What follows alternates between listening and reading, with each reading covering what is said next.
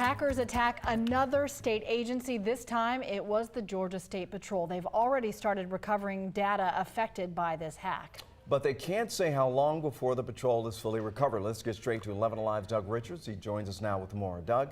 Well, state officials say they will be able to fight the ransomware attack without paying a ransom to the hackers. When those hackers got into the State Patrol last week, it created a problem that may take weeks to solve.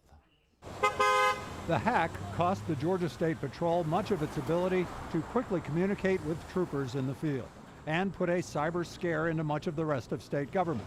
But its reach isn't as far as officials first feared. For us, we've seen worse, and we've definitely been able to begin recovery a lot sooner than expected. David Allen says the Georgia Technology Authority is still investigating how the hack penetrated the State Patrol's computer system. The GSP's inability to use the onboard laptops in about 1,000 patrol cars is forcing troopers to use two-way radios and cell phones to get information and reach calls. It also gives pause to another state law enforcement agency, the GBI, which was not affected by the State Patrol hack.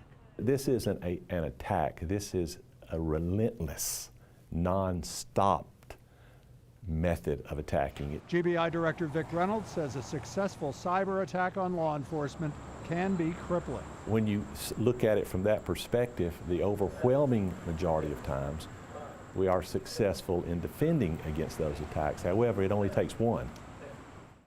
David Allen, the state's chief technology officer, says hackers routinely penetrate government computers, but that vigilant state employees routinely prevent the attempted hacks from spreading.